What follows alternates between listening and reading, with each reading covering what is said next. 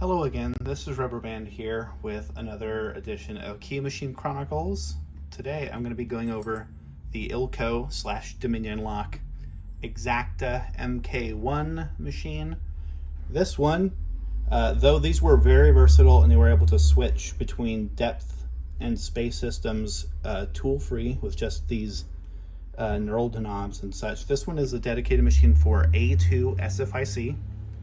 So I'm going to be making a key on camera here to this green core SFIC. Say I needed into an enclosure or something because I'm a contractor and we all have shared access to this sort of core.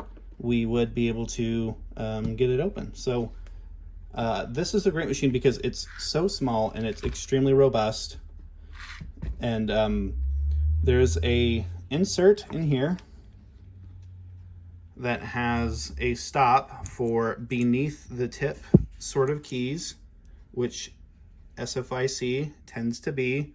Not all of them. Schlage is a shoulder stopped SFIC, which they're very cool cylinders all on their own. So we just make sure we get our insert all the way in here inside our key. There's a little, the jaw has a little hook that kind of grabs into the warding for these, so it can even grab things like premium key systems best, which is a really cool sort of function to this old punch. So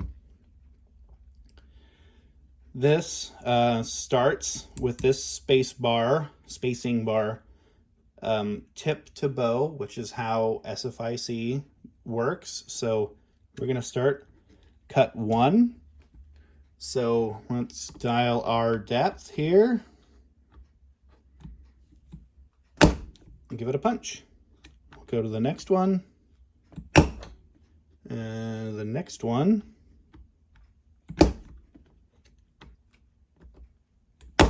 All right. As you can see, it's pretty fast,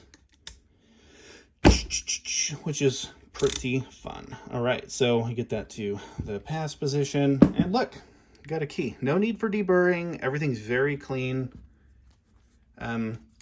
This is freshly lubricated, as SFIC tends to get finicky, but it opens right up.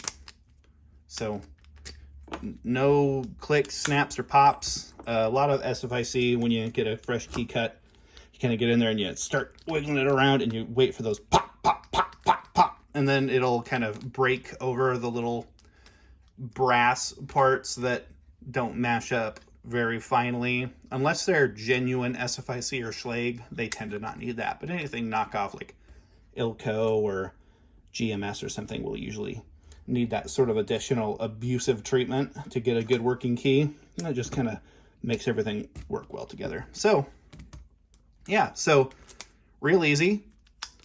Opens real smooth. I tend to keep a key decoder on here so that way I can decode some of these keys in the field. So I'm like, I get my 7 all the way, keep moving through, and I get my bitting down and I knock out a key. So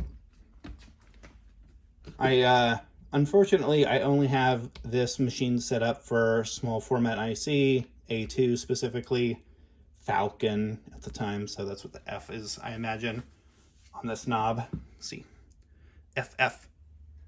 However, in the interest of keeping these historically, if anybody knows any resource for these knobs, these bars, and maybe even a different cutter angle and the inserts, please reach out to me at any of the contact information I tend to leave with my videos.